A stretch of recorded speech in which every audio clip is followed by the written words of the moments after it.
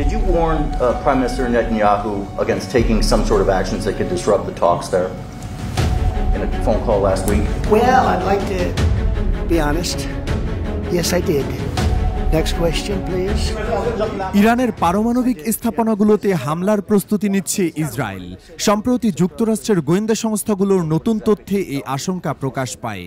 বিষয়টি সামনে আসতেই তৎপর হয়ে ওঠে মার্কিন প্রেসিডেন্ট ডোনাল্ড ট্রাম্প। চলমান পারমাণবিক আলোচনার প্রেক্ষাপটে ইরানের সামরিক হামলা না চালাতে ইসরায়েলের প্রধানমন্ত্রী বেনিয়ামিন নেতানিয়াহুকে সরাসরি সতর্ক করেছেন ট্রাম্প। বৃহস্পতিবার এই তথ্য জানিয়েছে আন্তর্জাতিক সংবাদ মাধ্যম আল জাজিরা। ট্রাম্প জানান, ইরানের সঙ্গে একটি নতুন পারমাণবিক চুক্তির আশায় তার প্রশাসন আরও সময় চায়।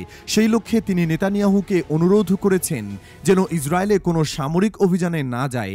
ইতিমধ্যে ওমান ও ইতালিতে যুক্তরাষ্ট্র ও ইরানের মধ্যে কয়েক দফা গোপন আলোচনা হয়েছে বলে জানা গেছে। হোয়াইট হাউসে বুধবার সাংবাদিকদের মুখোমুখি হয়ে প্রেসিডেন্ট ট্রাম্প বলেন, আমি নেতানিয়াহুকে পরিষ্কারভাবে জানিয়েছি, এখন ইরান হামলা চালানো সময় উপযোগী হবে না, কারণ আমরা একটি সমাধানের খুব কাছাকাছি পৌঁছে গেছি। এর আগে নেতানিয়াহু ইঙ্গিত দিয়েছেন ইসরায়েল ইরানের পারমাণবিক স্থাপনাগুলোর ওপর হামলা চালাতে প্রস্তুত।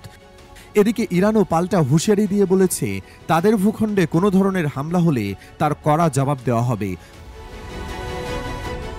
আল জাজিরার প্রতিবেদনে বলা হয়েছে, ওমান ও ইতালিতে অনুষ্ঠিত বৈঠকগুলোয় আংশিক অগ্রগতি হয়েছে এবং ইরান যুক্তরাষ্ট্রের মধ্যে নতুন চুক্তির সম্ভাবনা দেখা দিয়েছে।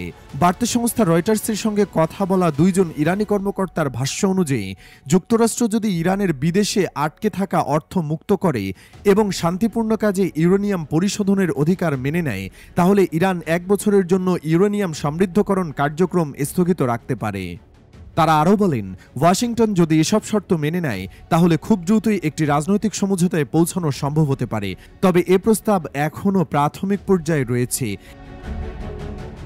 এদিকে জাতিসংঘের পরমাণু পর্যবেক্ষক সংস্থা IAEA এর মহাপরিচালক রাফায়েল মারিয়ানা গ্রৌসি বলেছেন, ইরান ও যুক্তরাষ্ট্রের মধ্যে চলমান আলোচনার ফল এখনও অনিশ্চিত, তবে আলোচনা অব্যাহত থাকাকে তিনি ইতিবাচক হিসেবে দেখছেন। তার মতে এটি প্রমাণ করে যে দুই পক্ষই সমাধানে পৌঁছতে আগ্রহী।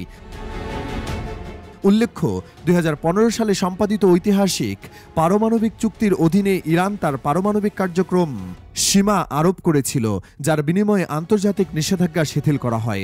কিন্তু 2018 সালে তৎকালীন প্রেসিডেন্ট ডোনাল্ড ট্রাম্প একতরফাভাবে এই চুক্তি থেকে সরে আসেন, যার ফলে ইরান ও পশ্চিমা বিশ্বের মধ্যে উত্তেজনা পুনরায় তীব্র হয়ে ওঠে।